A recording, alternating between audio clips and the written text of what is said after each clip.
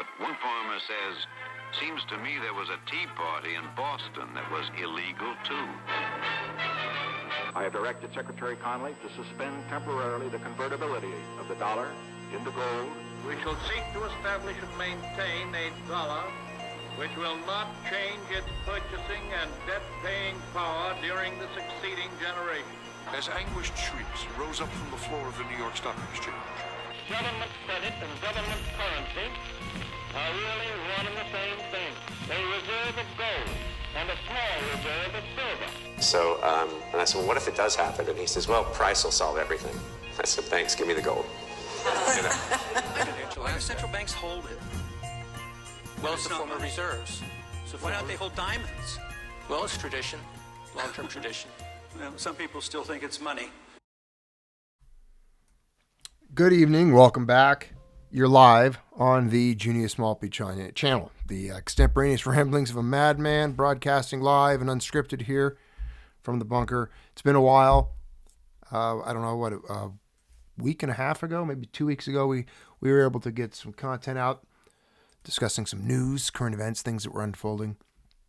And we were able to catch you up on how Mrs. Maltby was doing. Still working through her medical situation. We do have some answers. Sounds like she's got a pretty significant ruptured disc in her cervical spine. So she has a bulge disc that kind of spilled its little guts out into her spinal column. Not from an injury that we know of. There wasn't like a traumatic insult or anything, but she woke up with it. Might have been something building over time. But for whatever reason, she's going through some serious PT now and working towards a path towards healing and getting that fixed up. Further images to have to happen and more medical visits and such. But at least we have some type of conclusion or an answer to what we were looking for rather than just some mysterious, vague, bizarre symptoms and pain that a lot of them, still lingering. So, keep her in your thoughts, keep her in your prayers for sure that we get this healing and that we can get that disc put back together.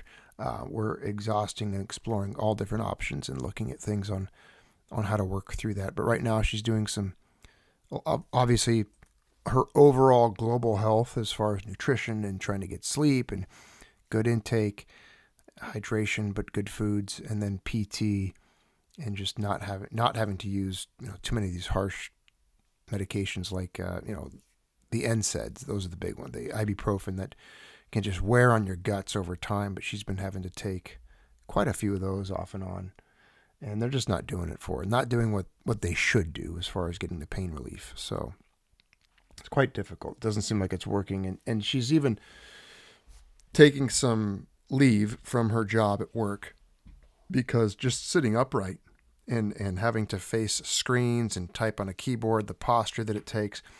And she has a pretty full schedule when she's working. So her employers have been very kind to offer her some leave without pay, FMLA, I guess you call it, Family Medical Leave Act. So she just filled out a bunch of paperwork with providers and the physicians, and they did a great job. So Mrs. Maltby's going to get some rest, heal up, and get this neck put back together. But thank you all for being here for tonight's broadcast. And again, that's one of the reasons I've been gone so much is I've been taking care of my wife. That's what comes first. Maybe we can bring that as a theme tonight. There's a lot of things that people talk about. A lot of things people obsess over today. We'll talk about, because again, tonight's going to be a kind of an open forum with you guys. I want to engage more with the audience, the Junius Maltby family, the crowd, the chat. So I'm going to go into there. Pardon me, I'm drinking some. I'm trying to clean my life up too. No, it's not. My life's not that bad, but I bought this crazy tea here.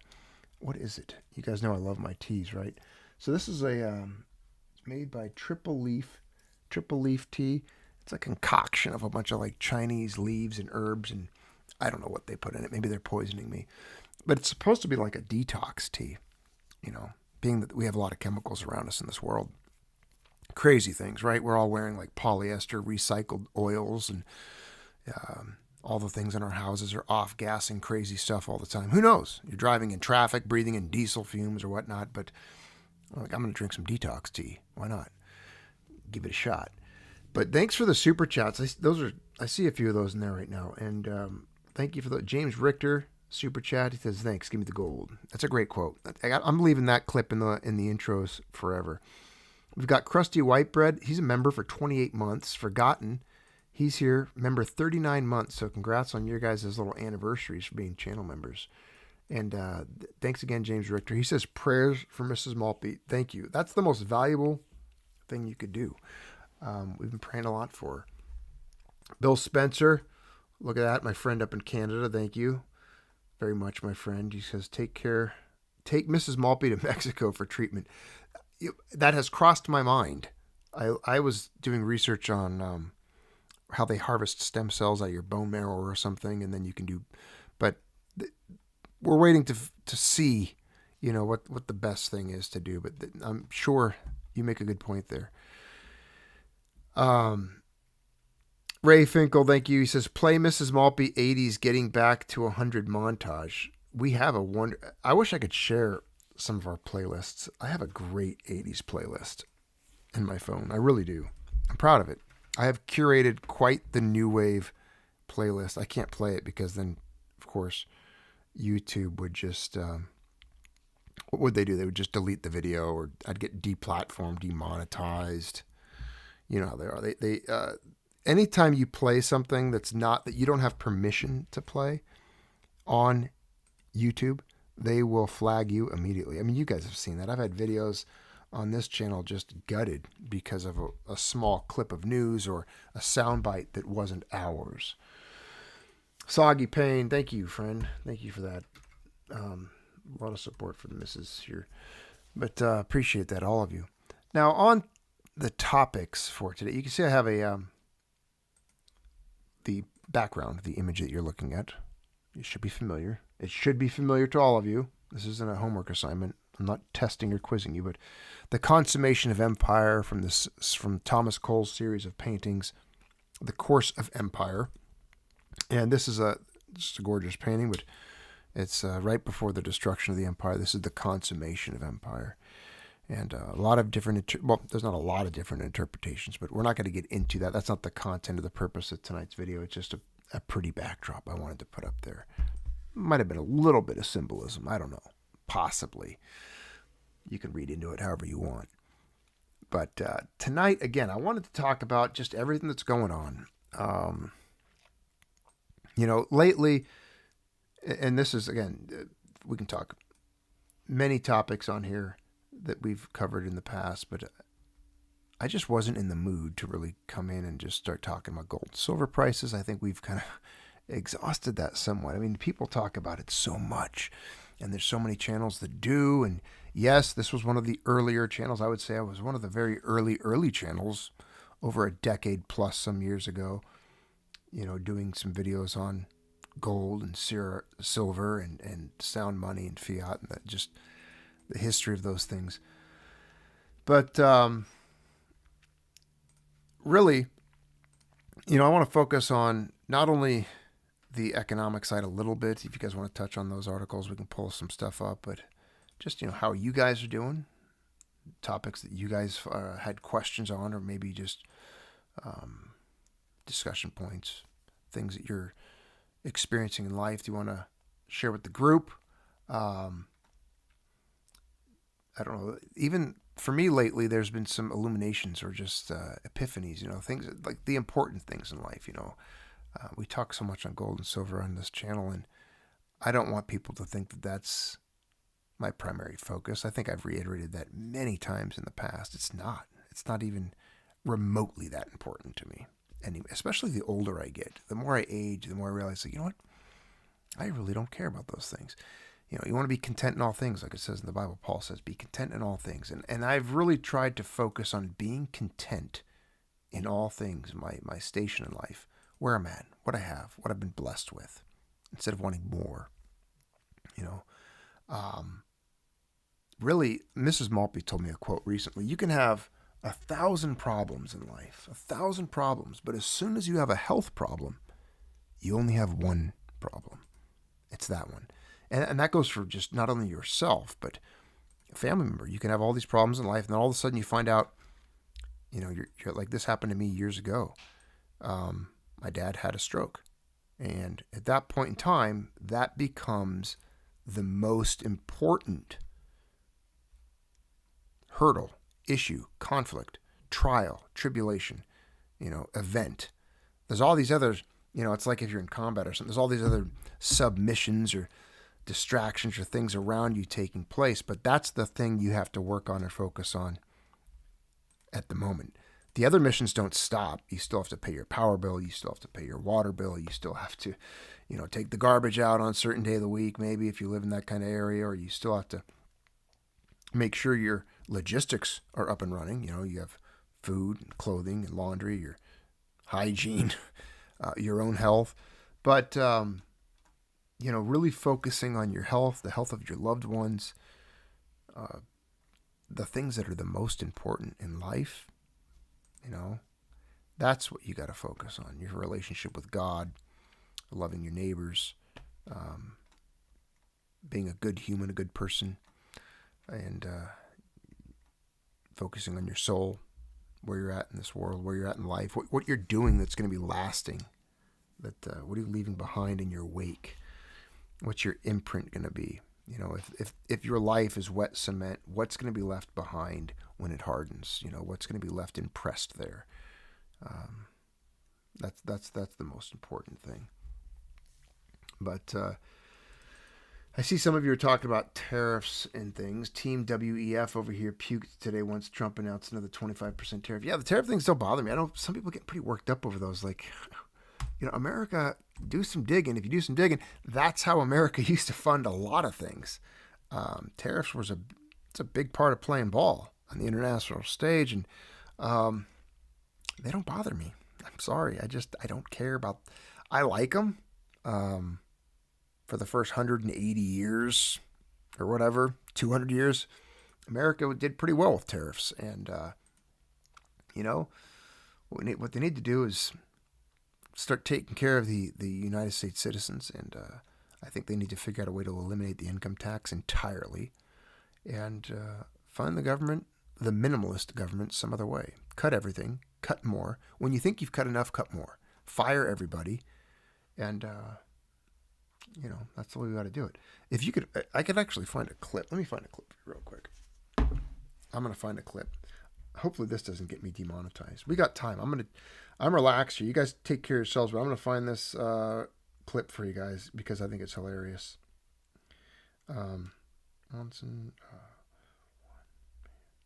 Here we go.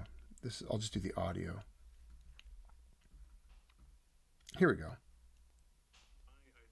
Perfect government is one guy who sits in a small room at a desk, and the only thing he's allowed to decide is who to nuke. The man is chosen based on some kind of IQ test and maybe also a physical tournament, like a decathlon. And women are brought to him, maybe, when he desires them. That's the Ron Swanson's take on the perfect government. Just one guy. One guy, he's super smart. He ran a decathlon. He sits in a room, and the only decision he's allowed to make is who to nuke. So basically, a defense situation. Last ditch, last resort. That's it. It's a sad thing is that actor, I guess, I've read and heard, and I try to separate the politics from entertainment because I don't listen to anything those people say in the real world. But apparently in real life, he's a liberal, piece of refuse. But that's all right. That's okay. He can be crazy. I like that minimalist government thing, though. They just need to cut it all. Yeah, I can't pronounce the F in hard enough when I read the things I'm reading in the news about certain cuts and things. And I know, I get it. A lot of letdowns lately as far as foreign policy decisions, the unmentionable country that we can't defund, that we have to keep giving money to, that we have to keep kissing their rear of. You know what I'm talking about. There's just certain things that are very disappointing. But there are things like I'm finally feeling a little bit more vindicated and validated in the fact that, Trump chewed out the little midget from Ukraine that dances naked. And, you know who I'm talking about, the little homo. What's his name? Zelensky. Yeah, that guy. So I'm pretty stoked to see him get thrown out of the White House. That was great. I celebrated that moment. I got to be honest. I mean, come on. What would you expect? Of course, Junius would like that. I think it's funny. And certain things like that. But I don't think that, again, we're only, a month and a half, 2 months into certain things that are taking place. We'll see how things continue. What else goes on? I was listening to a pretty good podcast on a drive. We were on a long drive recently, Mrs. Maltby and I. And it was on the Rogan show. Yes, there are some good episodes on it. And it was with, who was it with? It was, he's famous on Twitter because people send me his stuff all the time. Oh, it was Ian Carroll. Ian Carroll was on Rogan. That was episode 2284. They get into some of the stupid UAP alien stuff in there very briefly, but overall, it was a really good listen. I enjoyed it. And then I was listening to earlier today. I've always kind of liked the individual Woody Harrelson, and they were going off and talking about bringing up some good points and content on the C-19. Remember the thing we weren't allowed to talk about, C-19. They were talking about that. Just what a complete cluster that was, and how many people fell for it. How many people fell for that whole charade? Thank you, Richard Ramirez. He says, tariffs teach fiscal responsibility. Do you really need it? Do you really need it? Exactly. Do you really need that thing that you want to buy? It also brings jobs back. And I mean, I'm for them. And I want to lessen the economic burden that the United States citizen has to pay for all the garbage out there, all the grift and the waste, the fraud. I mean, they've realized they are discovering a money churning machine. There's this it was like a $2 billion building somewhere in the desert that was getting $1 million a month or something crazy, and there was nobody there. Who was getting the money for what? All this money going to people that don't exist on Social Security. Where's that money going? And I had an idea about that. Like, let me get this straight. They did the Patriot Act, right? They got all these security measures, which I don't agree with at all. You know that. But, I can't do anything financial without everybody knowing about it. If I get money in the bank or it goes here, everything's traced. You can see all these electronic transactions and whatnot, and checks cashed here, addresses are there. Who's this person? Who's that person? All the info's out there, the data, right? They call it metadata. But isn't there a way that if they're paying thousands of people Social Security that are supposedly dead, there's like 200-year-olds and 150-year-olds, and there's supposedly someone who's like older than this country, 350 years old, getting Social Security somewhere. So either there's a vampire that exists. Know who that is. They do? They found out who it was? I just think it's Nancy Pelosi. Oh, Nancy Pelosi. Old bitch. Yeah. You would think they would be like, okay, here's the account. This individual on Social Security that's 285 years old, this is the account that the money's being sent to. Let's go to that bank. Let's go knock. Hi, we're here with Doge. Yeah, we need to contact this account owner that's collecting these funds and has been collecting them for the last 80 years. This person, we'd like to talk to him. Go contact him, hit him in the head with a ball peen hammer, pull their fingernails out, get some information. Do what you got to do, you know what I mean? Do what you got to do. There is nothing you can't do without, if you had a ball peen hammer, a blowtorch, a pair of pliers, some duct tape, you could, that's it. It's all I need. I need those tools and a slider door van and a 3-ring binder with the banks, the account numbers, and the addresses. I will save the government all the money. I'll grab a couple of you guys, a couple of hard-hitting, pipe-swinging dudes in the chat, and we'll travel the country. We'll do a road trip. I'll get my playlists out. We'll go around. We'll recoup funds. We'll collect some funds. We'll have to smash some people.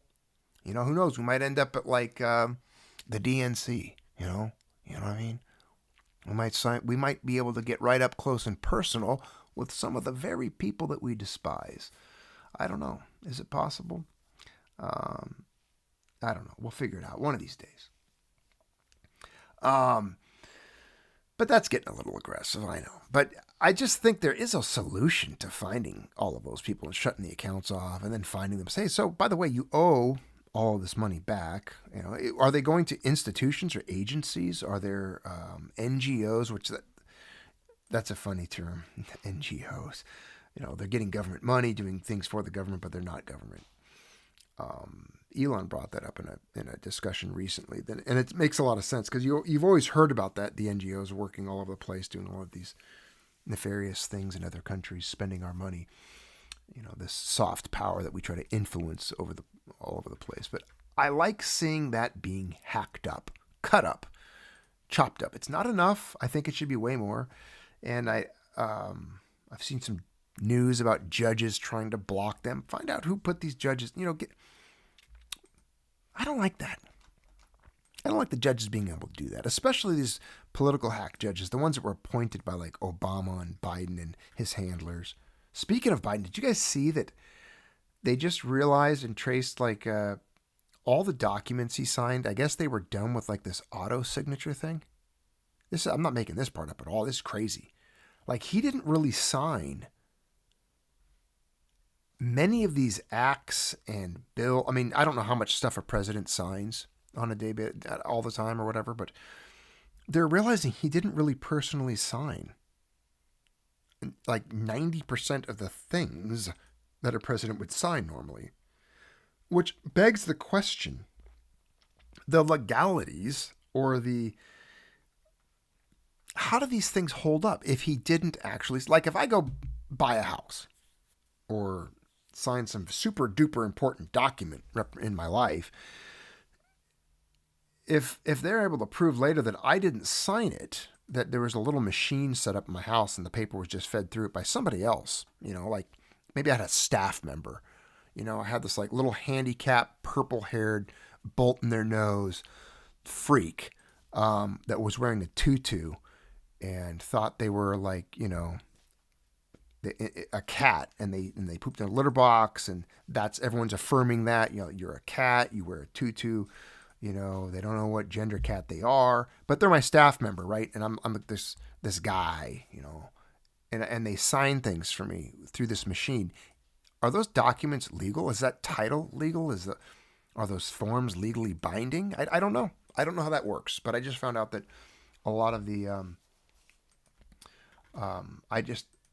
it's confusing to me. I didn't think that's the first time I'd ever heard or read or seen information related to this like automatic signature generating device. I don't know what it looks like.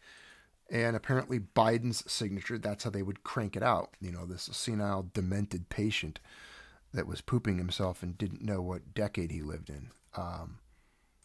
Really bizarre. That's like we had these 4 lost years. They could have just, it's great. But it's great seeing the left tormented so greatly, so much recently. It's just been, very entertaining for me. Every day I make some tea, I do my work, my wife works, we do our things, we check in on one another, and Mrs. Maltby will send me something, or a headline, or I'll send her a headline, and it's been very entertaining. The meltdown. I mean, you got to admit, because nobody watches any of those shows anymore, right? Nobody's paying attention to the mainstream media. They've lost all credibility going back over. I mean, they were in our arena, yours and mine, they hadn't any credibility for decades already, but a lot more people are realizing how stupid the mainstream media is. And so now they're just like this echo chamber of wailing and gnashing of teeth. And, they're just like tearing their clothes. They're putting on sackcloth and just grieving over Trump, every action and word. But he's hitting them so hard, so fast, they don't know what to do. It's great. But anyways, enough of that. Again, there's no reason to fixate on that stuff. It's just entertaining. It's entertaining. And that's why I don't... You might think, because I have a channel like this, that Junius thinks about this stuff all the time. He's curating things all the time. He's perusing headlines all the time. A lot of times I'm not anymore. I've gotten to a point where I'm trying to enjoy life more. I really don't. I mean, it's going to unfold as it should. I know in the end, righteousness will prevail, and that our side does win in the end. I'm confident in that. There's going to be some serious turbulence between now and then. Of course, I accept that. I'm ready for it.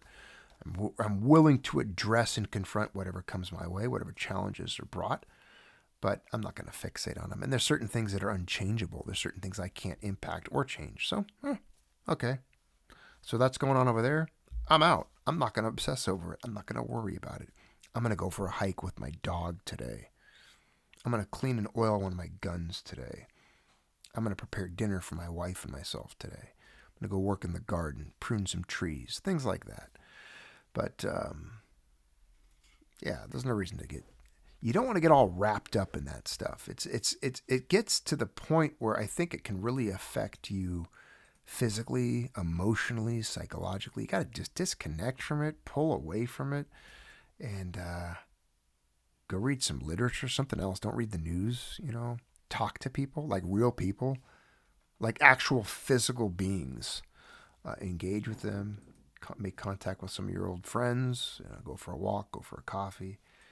But you don't need to get all freaking bent out of shape over stuff that's going on overseas that you can't do anything about.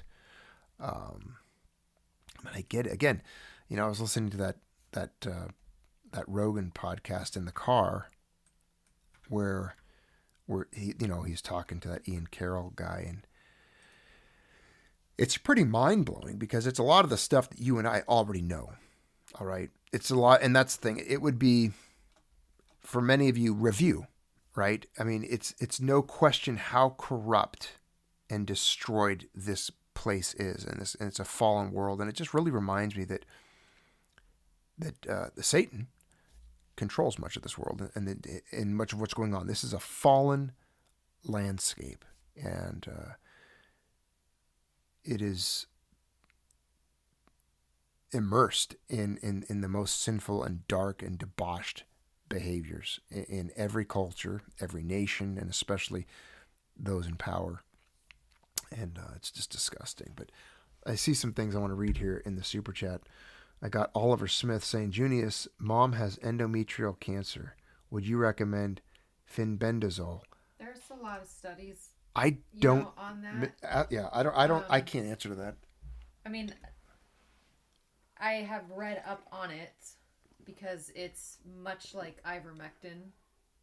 Sometimes they're used in conjunction together.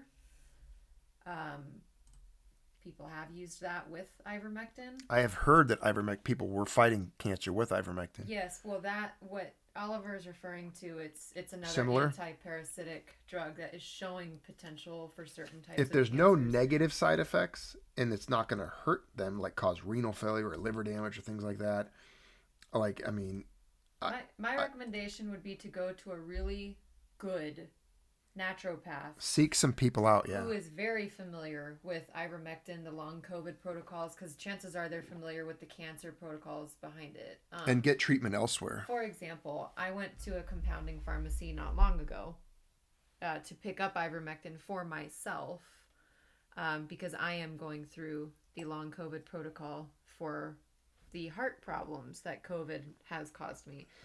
Now, I did not get the shot, but I still got damaged by COVID.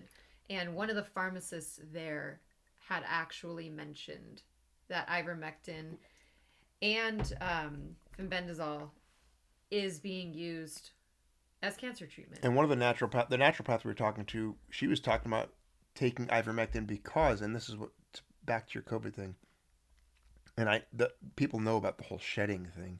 A lot of people might be exposed to people who did get the vaccine and were immersed in the society that a lot of people are supposedly, and I can't say this is 100% fact, but there's this rumor that people are shedding spike proteins or something. And so, I mean, why not? Her resume was very impressive, and I'll take her word for it. But she does the nicotine patch at work because nicotine blocks your nicotinic receptor sites in your parasympathetic nervous system from which is where COVID adheres to. Yeah. So to answer Oliver's question, question everything. Don't be afraid to try things, especially if there's no downsides.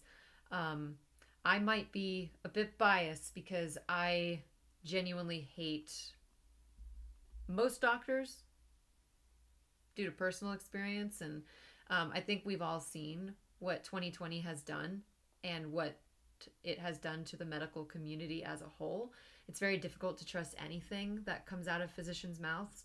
I'll give you a quick example. Dealing with this head pressure and some of the things that I was going through when everybody missed the cervical damage that I had, I went to neurology. Neurology sent me out the door with antidepressants.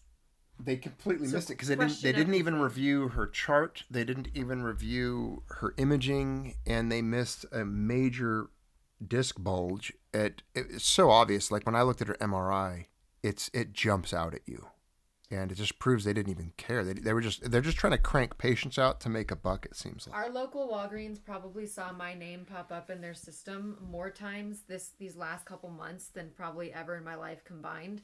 And I filled maybe but one of those prescriptions, and I don't even remember what it was. I agree with And that. I didn't even take it. Enzo Frankie, he's saying cut sugar, and I do agree with that. Oh, absolutely. Sugar feeds cancer. Another real quick story, though. My mother had colon cancer when she was 32 years old. I was a child when this happened. She had surgery. Western medicine does have its place in the world. She had surgery to remove a tumor from her colon, and they resected her colon and took out some intestine. My mother did not go through with chemo, radiation, or anything, even though doctors had advised her to do so. She went to a naturopath, and she is still alive and well today. She's never had the cancer come back. She did not do the poisonous chemo, radiation, concoction. So just these things exist. I believe God put things on this earth for our benefit. We've just lost sight of what they are. Seek the people who know what they are. And with that said, I'll be praying for your mother and for your family. And there's something in Spanish there, Mrs. Maltby. I can't read it. El oro y la plata son El oro y la plata son dinero. Todo lo demás es Mickey Mouse. So, silver and gold is real money. Everything else is just Mickey Mouse. There you go.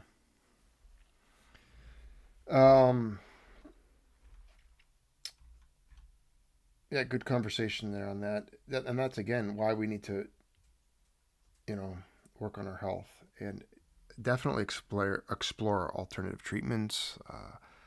I don't say it lightly or take it lightly when I say, there's people that have gone to other countries for care because Western medicine or the United States and the FDA and everything here,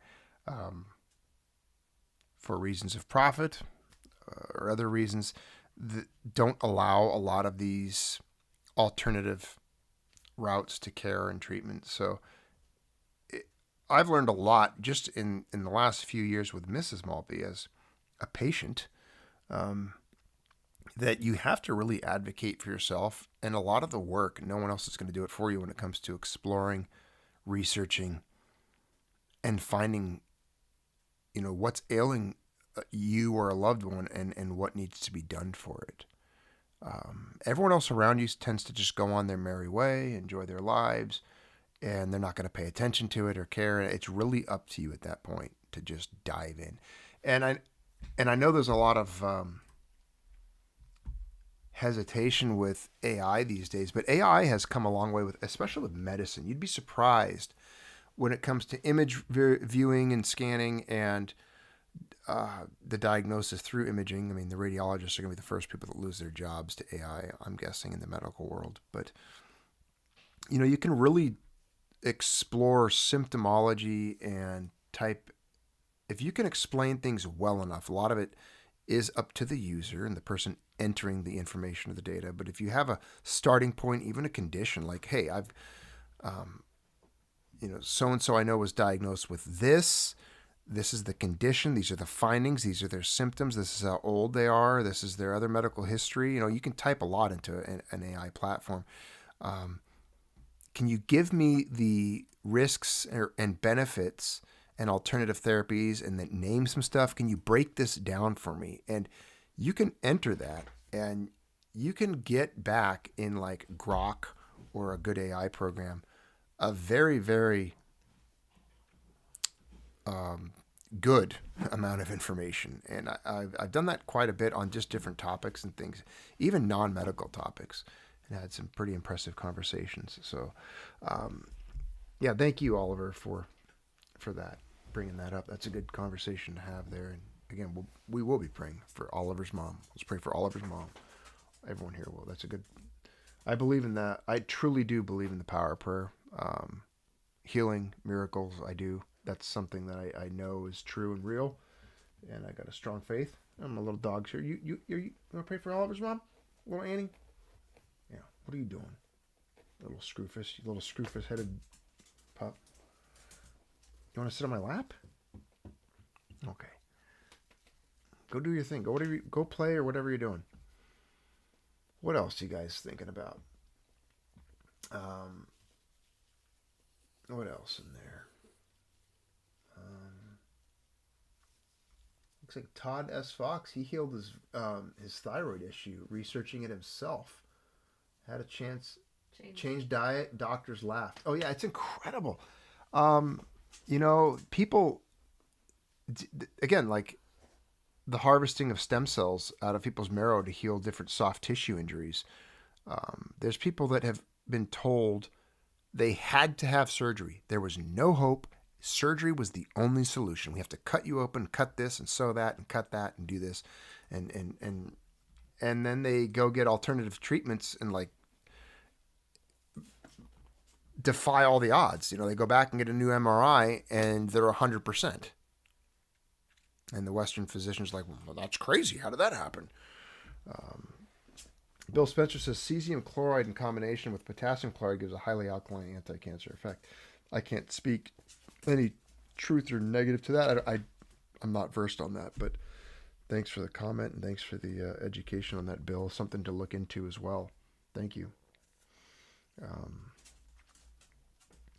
But yeah, it just reminds me again, health, taking care of ourselves, our loved ones. That's what's important.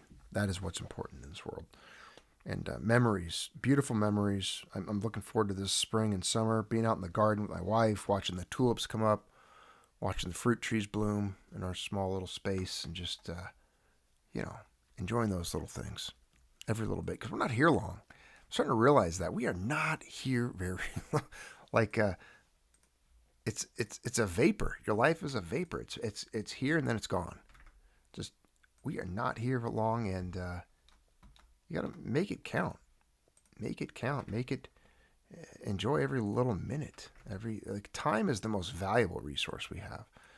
Sometimes I've thought, man, I put a lot of time into this channel, years worth. If you add them all up, all the videos and this and that, but I don't consider it lost or wasted at all because I met many of you, and I feel like it did a good thing. I got some good information out there when I did to those who needed to hear it at the time they needed to hear it.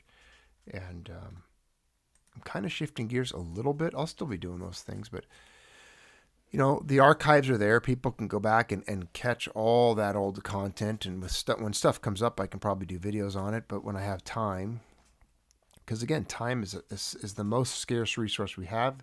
You'll never have any more of it. There's only so much sand or salt, whatever you have in your hourglass. But in the top chamber of your hourglass of life, there are only so many grains. And every time those grains pass through that little narrow part and fall into the bottom chamber, there is no way to put more grains into that upper chamber. That's it.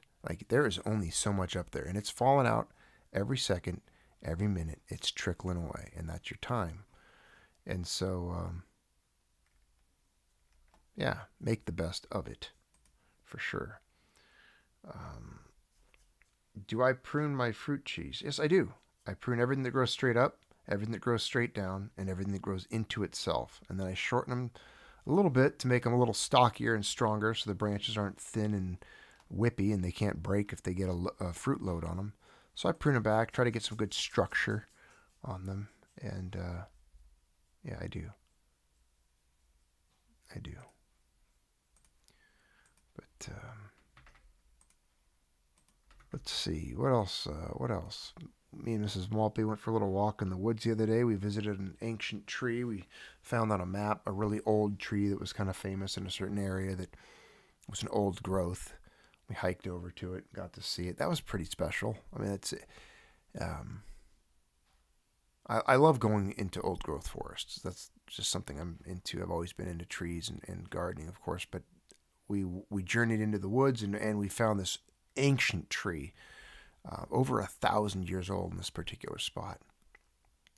And just impressive. I mean, you want to feel like you're not here very long. Go stand next to a tree that hasn't even changed its shape or size noticeably in your lifetime. It's just there. And it's going to be there when I'm gone.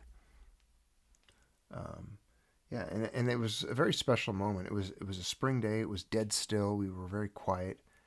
And in those woods at that moment in time, I was able to kneel on my knees in God's cathedral in this beautiful natural space and pray for my wife and for healing and just hold her hands and just sit there and really appeal humbly that I want my wife to be better. I want her to be pain-free. And if anything, give me the pain.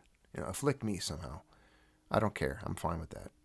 Hit me with it. I can handle it. I think I can.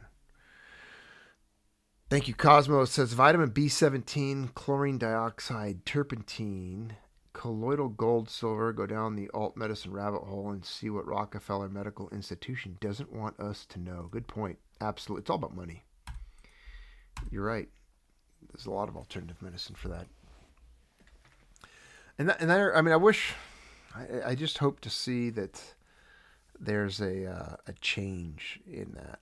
I wish they would gut this big pharma medical industrial complex and just all the money tied to it and just break it apart. They need to smash it all. The deep state, the deep medical, the deep military, the deep surveillance state, all of it.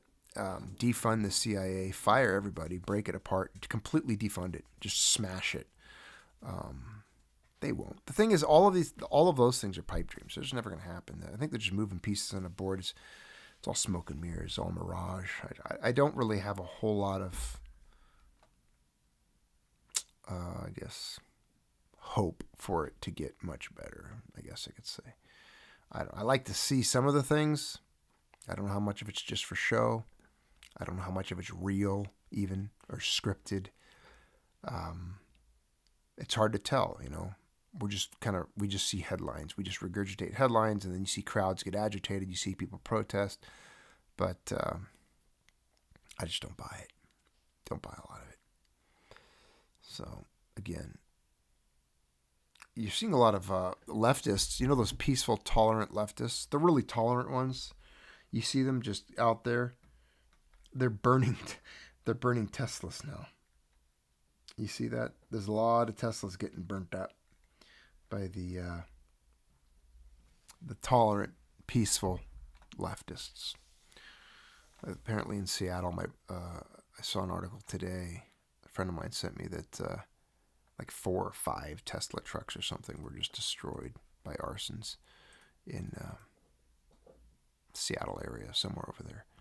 So the leftists are releasing toxic fumes from those batteries, and they're trying to prove what point by doing Well, I have to destroy the environment in order to save the environment. Gotcha. Mrs. Maltby, you got to keep up with these people. I don't know where we're at. What decorations should Frank we have Pliskin, right I now? saw that. Did you see Trump promised to oust Thomas Massie? It's horrible. See, the thing is, the reason he did that is because Massie was probably one of the only people that was outspoken against Israel.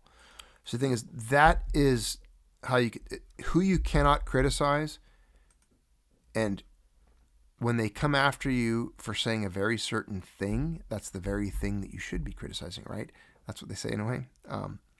You'll notice the people they go after with the most vigor, the most energy, the most vitriol and hatred, they put the most resources towards people who speak out against Israel, and there's a reason for that. So they went after Massie. You notice they caught that one protester, right? And they're going to deport him. They put ICE on him and everything. The guy that was like anti-Israel protester somewhere. They're going to deport him now, and they're freaking out. I get it. Yeah, if he's illegal, deport him. Get him out of here. But the reason they did it, because he was speaking out against Israel. There's a lot of illegals in this country, but they went after this guy because he was speaking out against Israel. So that you should shed some light. That should illuminate some things for you, if anything. They haven't arrested a single person to this day on the Epstein list for the most heinous acts against children and young women and trafficking, all of that evil that took place. They have thousands of tapes, hundreds of thousands of hours of tapes and evidence compiled. I think the FBI has destroyed most of it. But isn't that interesting? We're still in the dark on that. And it's just, I mean, again, he was, and this goes back to that podcast I told you about with Ian Carroll.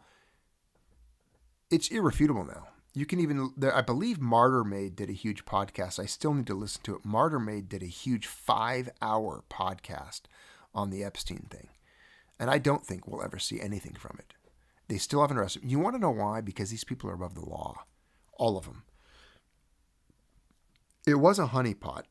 It was a trap set up by the Mossad in Israel to have blackmail and power over other agents of state, like whether it be people in the UK, the United States, Canada, France, you name it. They wanted to have that that power, and that he was an agent. He was an agent.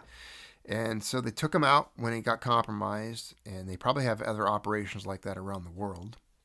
But that was a very disturbing part of the Ian Carroll, Joe Rogan podcast that I listened to, was when they started talking about the Epstein thing and how much it's just blowing my mind. I mean, I can't, again, I'll get too upset. Yeah, leverage, exactly. Hardworking American call it, it's leverage. They're never going to catch these people. They're never going to do anything about it. Those people are free. Think of it this way. There are hundreds, if not thousands of individuals, most of them men in power. Where's all the women's rights people? All the little, oh my God, #MeToo. They don't care about women's rights. They don't care about trafficking or underage people being abused.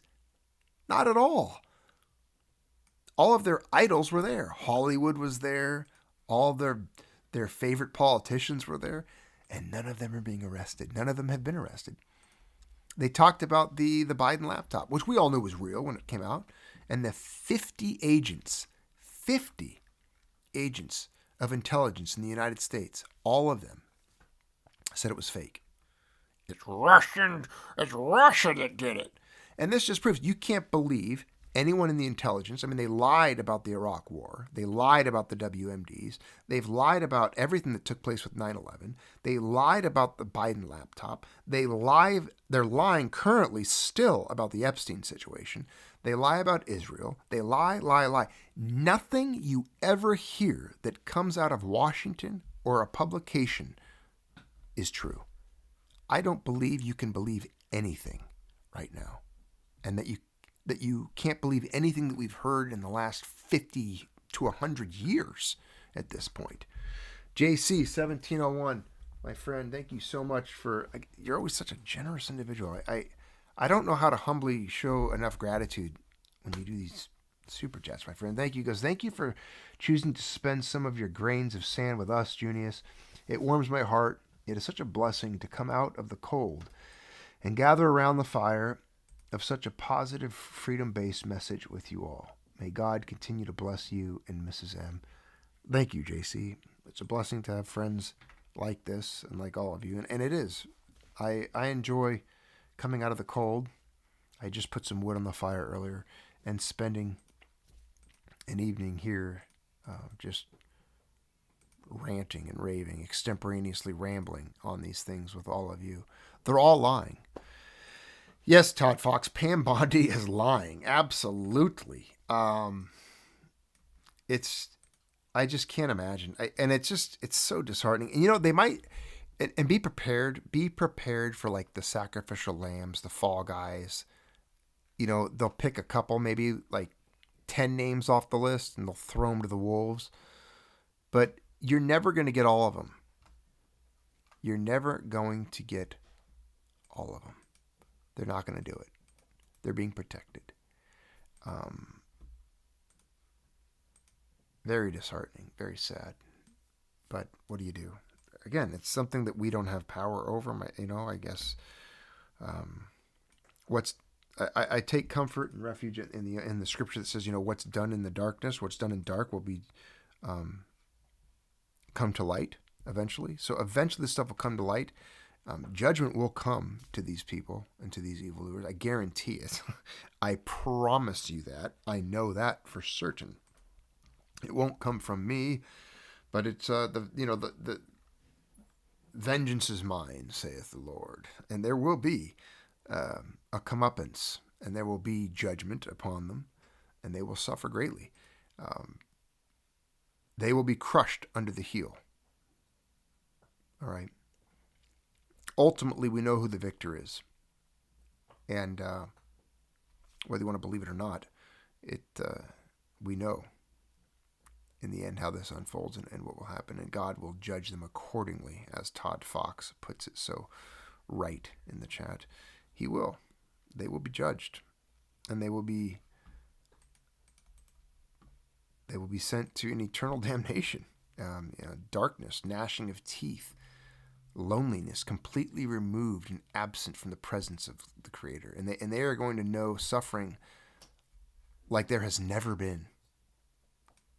That's the thing. There's never been any suffering experienced on this earth that surpasses what they will experience. So, I'm kind of like Jonah, in that regard. Like, sometimes I sit up on the hill and I'm just looking down at Nineveh and I just want to see it burn. I've got this trait in me, this hatred for evil. And I think there's nothing wrong with that, because you're allowed to hate evil. You can. There's nothing wrong with it at all. There is nothing wrong with having a pure, unadulterated, distilled to the purest form hatred for evil. And I celebrate. I embrace it. It's something that I have. I can't get rid of it. I'm always going to hate evil and those who commit it. But, that's the way it is. They're going to get theirs. They're going to get theirs in the end. And it's nice seeing, that's why I guess there's been times in my life where when I've seen things happen to those who I consider to be evil, when they finally do fall from their perch and their high place, and the destruction comes upon them, the consequences of their decisions in their lives, I can't help but sometimes see that and just, it's probably not the best trait. It's probably not the most commendable, but I get a little smirk, The corners of my mouth turn upward, and I get a little bit of a glint in my eye when I see those things happen. And there's more names on that list, of course, that when those things happen, I will probably celebrate in a way, in my own little way, even if it's just having a cup of tea and smiling to myself. So-and-so got theirs, I guess. I guess I saw that coming, maybe. But, I know a lot of you feel the same way. Because think about it. Most of us in this chat, I would say all of you, I would hope, we've never harmed anybody. We've never taken from anybody. We've never abused. We've never committed these degenerate, heinous acts against the innocent. But these people do. There's people out there right now living in the lap of luxury, eating caviar, flying on private jets, sitting on yachts, with all of the greatest comforts one could have, living like kings of old or emperors. And they are the most despicable, evil, Satan-worshipping individuals you could possibly imagine. And they are living that way. But eventually, they won't be. Because they have grains of sand just like we do. And they're spending them in the worst way. And every one of those grains of sand that falls out of that upper chamber for them gets them closer to the end, to the judgment. And, of course, we don't know their heart when they finally pass from this earth. But when they do, that's it. That's all she wrote. The music's going to stop for them at some point.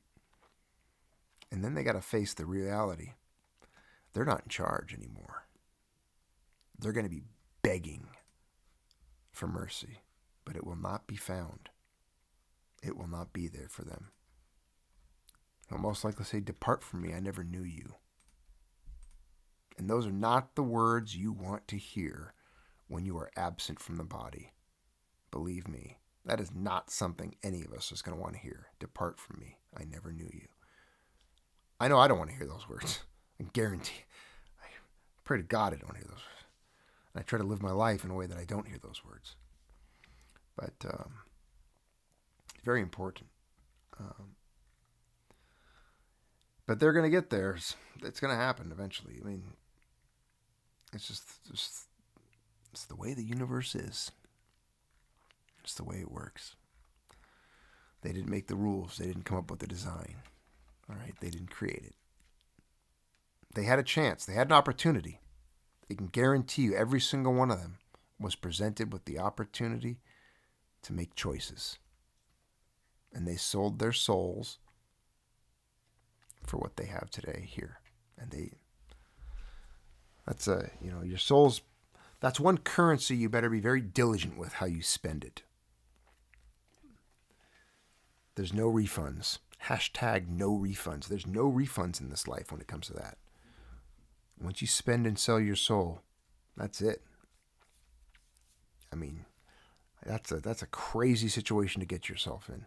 I remember when I was younger, I was in an old English literature class, and I read in Old English, believe it or not. It was very difficult, but it was actually brilliant. It was beautiful. I need to find it again. The play of Faust. Are you guys familiar with the term like a Faustian deal? Or I haven't read it since I was in I think it was high school. I took like an extra English, and it was an old English literature class. That's all it was. It was on English literature. And it was, reading that in the Old English was great. Anyway, this guy sells his soul to the devil. I would recommend reading it in the Old English if you could, with as much as you can. I think the original translation is doable for someone who speaks our language now. But he lives his life, he has his riches, he has his comforts, this and that. And in the very end of I think it was a play back then, and at the very end of the play, in the end of the book, is when the devil and his demons come for him, for Faust. Because, hey, you sold your soul, now it's time. And he's clinging to his desk, and he's crying out that they don't take him. And, just screaming. And he screams out in Latin because he doesn't want the night to go away, because this is it. This is the night he is to be condemned, his death and everything. It's over. And he screams out in Latin. I remember one day, the one line that was very, because there was Latin in the book as well. It's like, "Lente, lente, curate noctis equi." And he's screaming, "Slowly, slowly run, O horses of the night." He doesn't want the night to go by any faster because his time is up. And he knows that this is the last night. So he wants the night to go by slower because this is it. The minutes are ticking by. And he knows when the clock strikes whatever, or when this night is over, I don't know what time the devil put on it, that's it. He's getting dragged down.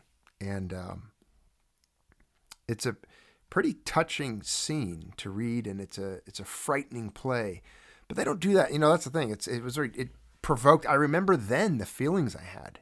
I remember, that's why I think good literature like that is so important, because we don't, as a society, as a culture today, we just fail to produce works like that, because it did imprint on me. I mean, think of it. Here I am, much older and seasoned in life, with grayer hair and an older person. And I look back, I read that, 30 plus years ago. And that was the only time I ever read it. I remember the lines from the end of the play. I remember the feeling of despair that he must have been going through, and the fear and thinking, oh my gosh, this is crazy. Like, I don't want that to happen to me. Anyway, it's, to me, that's a sign of good literature, good writing, anyways.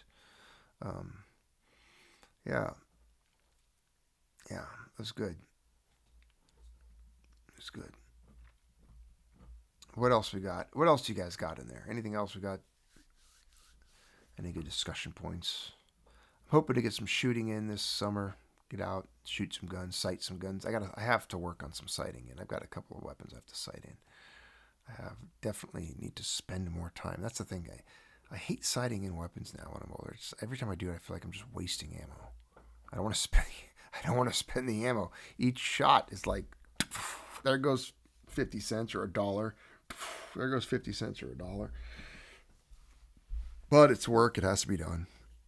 I got to make sure point aim, point impact. Got to make sure they're zeroed proper, ready to roll. Never know. Might have to go get some meat. But you never know. What else we got? We got a bunch of the channel members here sitting in there. I know it's a nice slow night. Nice relaxing night. My teacup has run dry, however. There's a little bit in the bottom. The dog's chewing and gnawing on a little bone in the corner. She's excited. But again, there wasn't a whole lot of news to discuss tonight. I didn't want to talk about too much news. I didn't want to go over too much. Quite frankly, I just didn't care. You know, I've been taking care of Mrs. Maltby, more worried about her, and just living life, man. Just doing what I do. Is there anything else on the chat's thoughts? You guys are pretty quiet tonight. Crazy. The quietest you guys have ever been. You guys are subdued. Did the Faustian story scare you? Are you guys worried?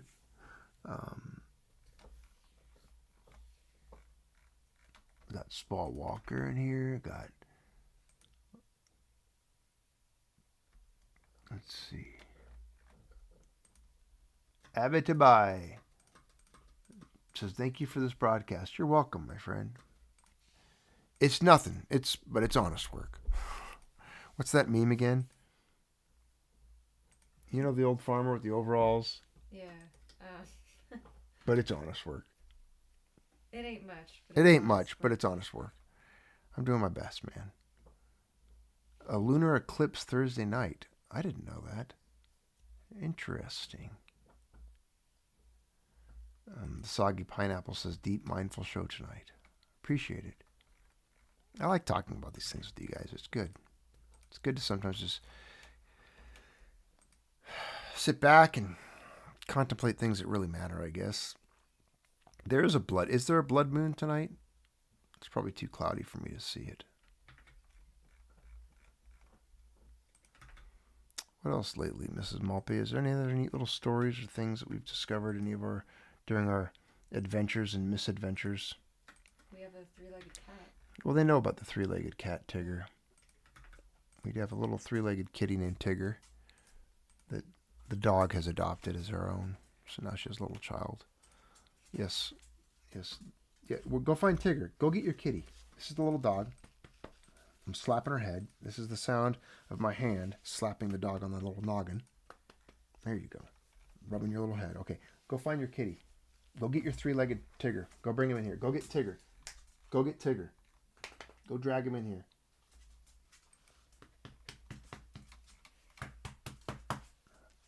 I'm kind of rough with my dog. But I love my dog. I would John Wick for this dog, by the way. Yes. If someone harmed this dog, man, I just can't even imagine. Sometimes, I just can't even imagine what I would do. It would be, I mean, you guys would know because it would probably be on CNN at some point. But, yeah, if someone harmed this little doggo, oh, man. What was that guy that broke into an animal shelter? To get his dog, his kitty. His cat out? Yeah. That's the he type held of hostages, I energy think. that we- Yeah. Soggy Pineapple, all the cats are doing good. Ancat is actually, well, she was here. I think she left when the dog kicked The her dog out came. of the bed. But they are all doing really good. The dog is now cuddling. She jumped up to cuddle with me. Hoping your kitties are doing well, too. Dog turned 14 2 Saturdays ago. Well, that's wonderful. I hope you can turn 14. Can you be 14 one day? You're only 1.5 right now. That's a long time. You'd be a little old lady. A little old bearded scroofus. Okay, go back. Go back on the ground. There you go. Go find your kitty. Anyways,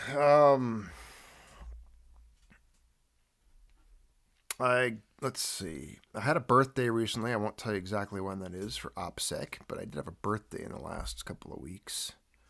That was nice. It was splendid. It was actually a special, splendid little birthday. Went out to dinner with Mrs. Maltby, and I had a steak, which it's funny because the way the economy is these days, I felt like a little British pauper kid. Hey, that's the biggest steak I've seen in a long time, then, this. I didn't want to like act too much so because, you don't just go out and buy steak all the time. It's that kind of, you got beef. It's expensive. But, man, I had a nice little steak, and it was special. It actually made it more special even because, this day and age, it's you guys have seen the prices, right? Inflation and whatnot. You go get a steak, it's something. It's a special occasion. So I had a nice steak, and it was special. It was a good dinner, good celebration. Again, back to the special things, the little things, little memories. Steak dinner for a birthday, going to see an old growth tree with my wife, little road trips, enjoying life, enjoying dinners together. Definitely rich in what counts, wealthy with what matters. I wonder where, a lot of people, they put the value or the importance on digits and numbers and points like we're in some kind of a game. It's kind of weird. I've got a lot of life experience in what came to having contact with people and all different, I guess, strata of the culture we occupy here in America. So I've known people that were at the lowest rung, the lowest place you could be, and I have known and still know some people that were in the highest, at the highest levels of wealth and success and such. And I've realized that happiness really doesn't land on the people at the highest end as frequently as it does the people on the bottom.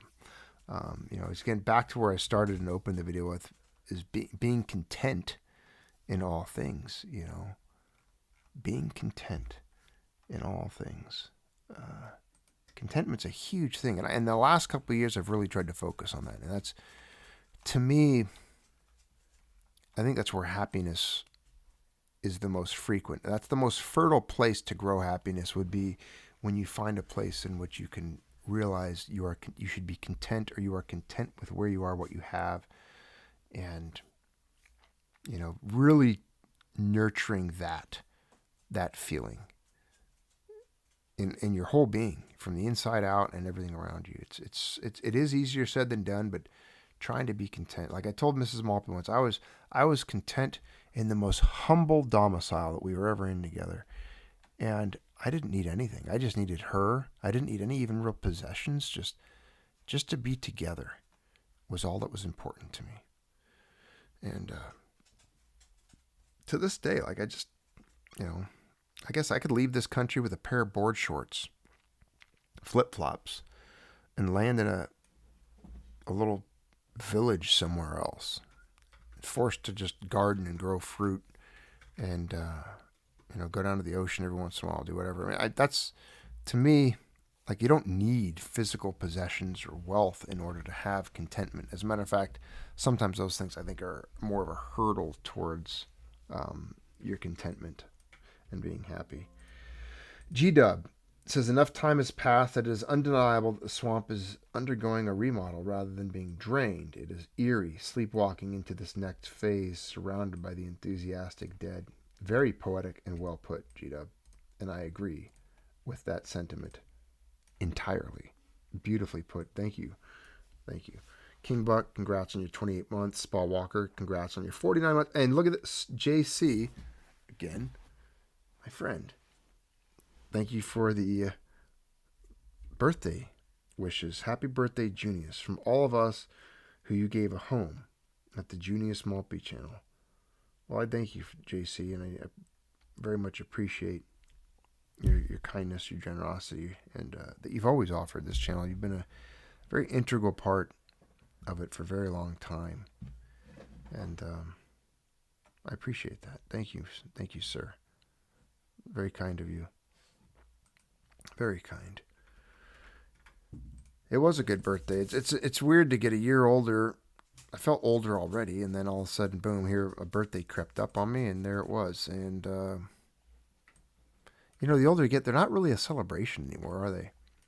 You know, when you're a kid, it's like you have like all your friends over. It's funny because speaking of which, we went to my parents' house, and my mom has the very same placemat, tablecloth. Yeah, why did I say placemat? Tablecloth. She has the same tablecloth. I don't know how she keeps things like this, and it's in immaculate condition. Especially because I was a messy kid and all my friends were.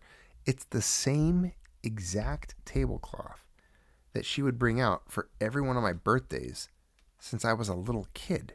Like, there's photographs of me when I was like 3 or 4 and 5 or 6 and 7 and 8 and 9 and 10 with this tablecloth out on a table with all my friends gathered around me. So it's the same one. And she put it out at her house, you know, during my birthday week a few weeks ago. And I think we had brownies. We had food. She made I don't even know what we had for dinner that night. But we had dinner, and then she brought out dessert and stuff. But, and she reminded me again, that's that same tablecloth. It's just crazy. I'm sitting there looking at it and thinking how all my little buddies when I was little, some of them are probably dead now. I mean, guys I knew in grade school and stuff. And as a matter of fact, I think one of them is. There's a kid in one of my birthday photographs that, sad, I think he actually overdosed on heroin. This kid I knew. If you look at my old birthday pictures, this kid I went to school with, because now I remember he passed away like, I don't know, 6 to 8 years ago maybe. Yeah, it's horrible, sad, horrible. It's crazy.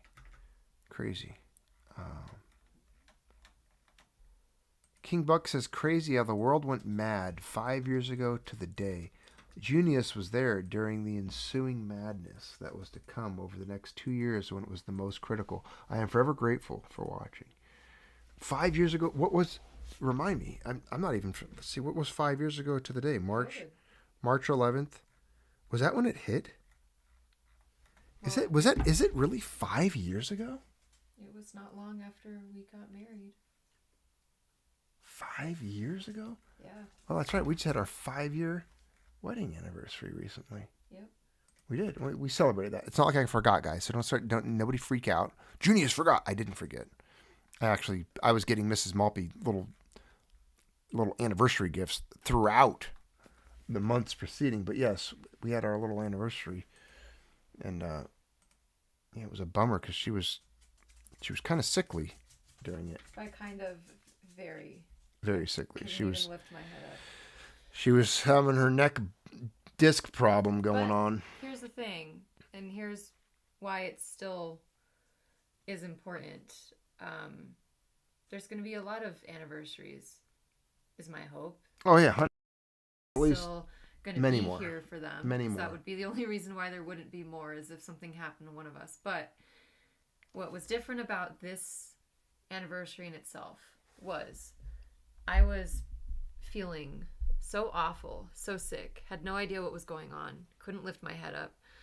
Doctors had no idea. Nobody had any idea. Everybody was struggling. The whole family was struggling.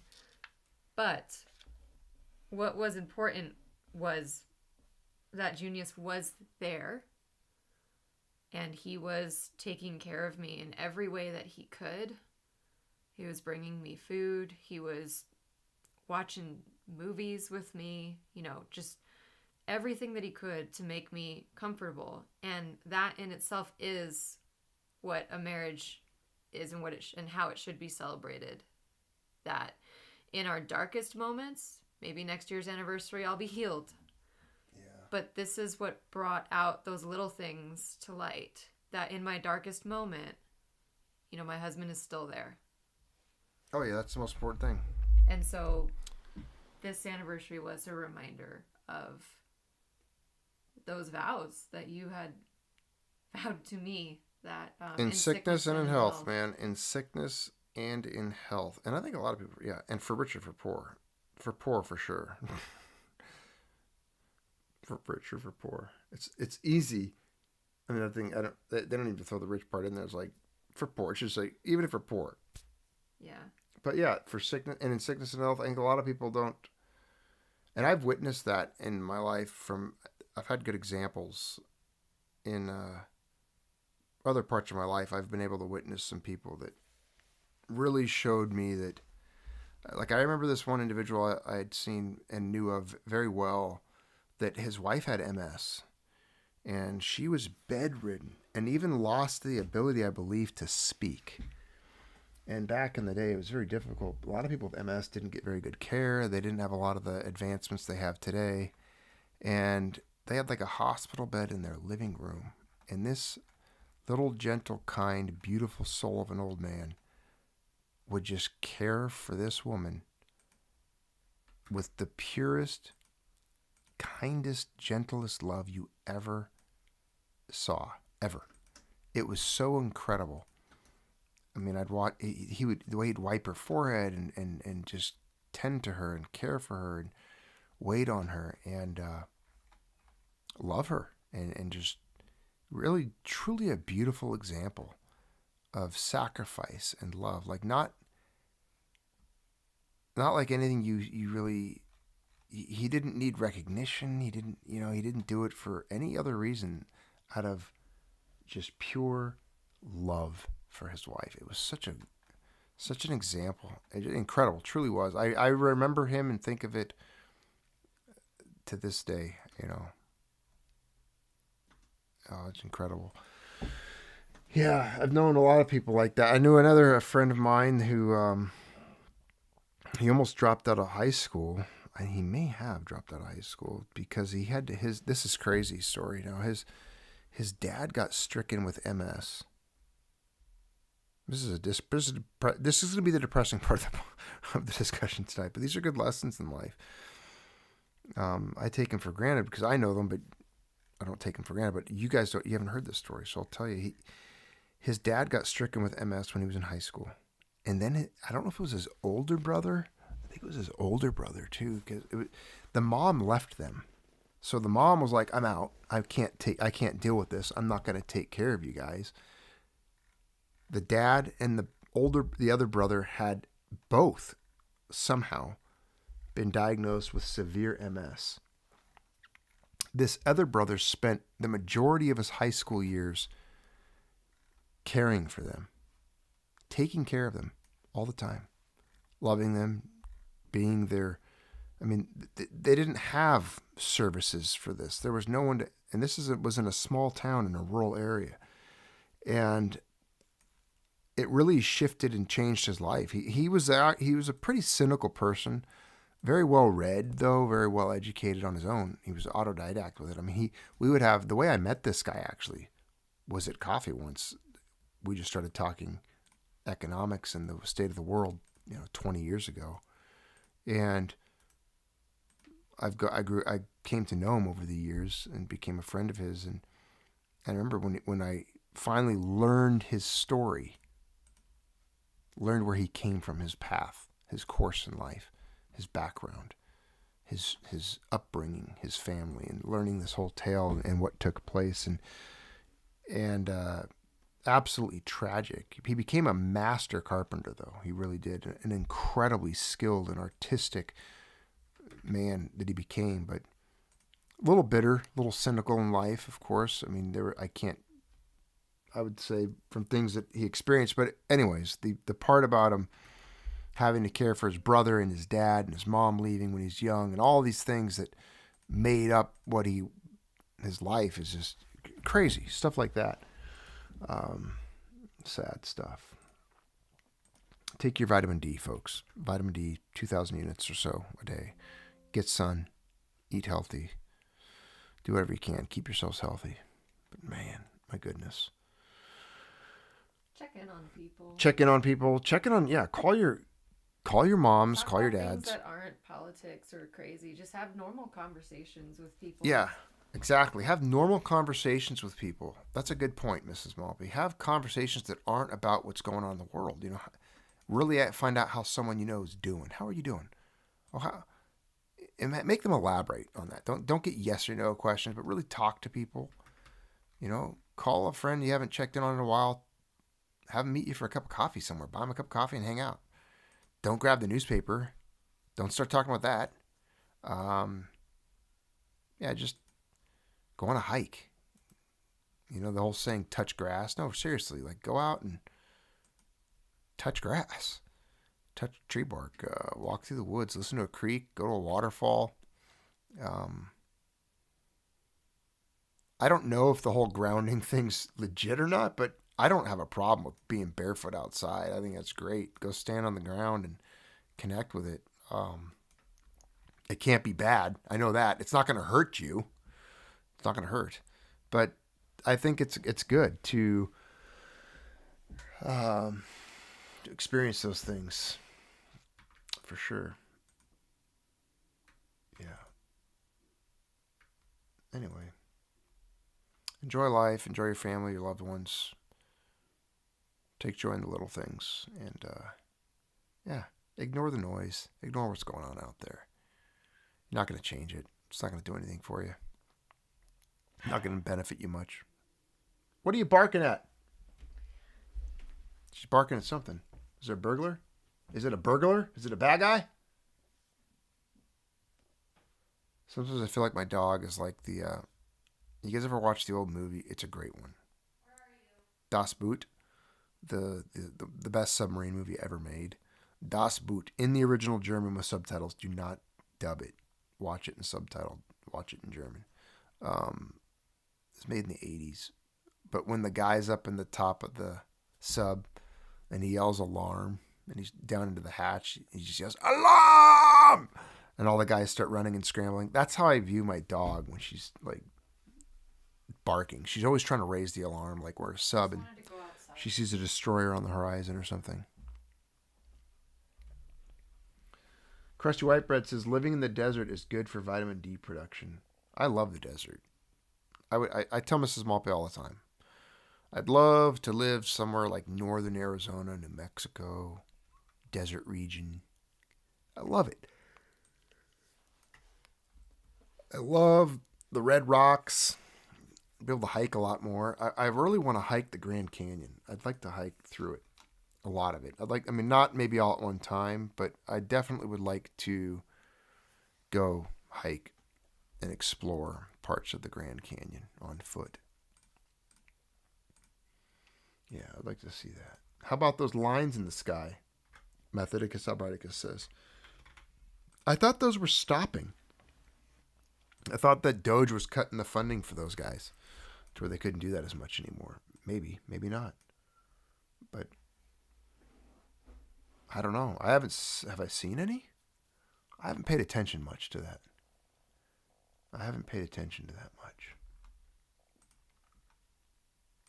I'll have to check it out. We don't see much blue sky at this time of year. Yeah. It's hard to see it. Yeah. It's all theater. King Buck says he went to the Grand Canyon last summer. It was hotter than hell. But what a place to go to. Hiking down in the canyon was closed the day I went, however, and probably for the best. Oh, man, that hot. Goodness. Yeah, I don't want to go there in the summer then, I guess. We'll go there in like spring or fall.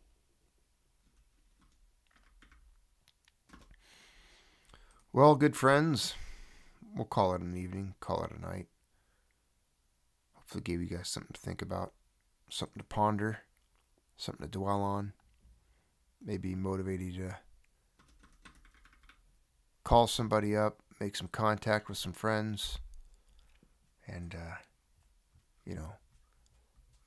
invest in what's truly valuable, truly worth it in the world.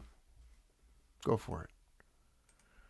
So, thanks for tuning in on this open live here on the Junius Maltby Channel.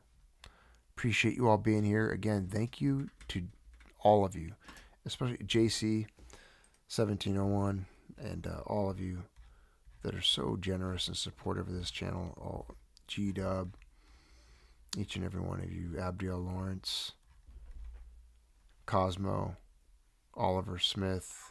Again, we're praying for your mother, Oliver, for sure. Bill Spencer, thank you, my friend. And I will see you guys in the next one. Try to do more of these. Maybe you guys can, again, hit me up if you think of something. We'll be back, staying tuned in for what's to come. If anything really breaks in the news worth talking about, we'll talk about it, I'm sure. But, as of right now, bunch of smoke and mirrors. The Wizard of Oz is behind the curtain, pulling levers. Things are happening, but how much of it's real, I don't know. Again, like we talked about earlier, I don't believe anything anymore. Everything is a lie. That's all these people do is lie to us. So I'm done. I'm just disconnect. Don't even listen to the lies. Don't expose yourself to their poison. Go do something real. That's right. Hardworking American. Wipe the dust off your Bible. Yep, wipe the dust off your Bible. And if you're in a bad, evil city, shake the dust of it off your feet. Shake the dust of that place off your feet and go somewhere more righteous. But yes, go read God's Word, spend some time in it, check it out. And just bless you all. Have a good night. Thanks for being here.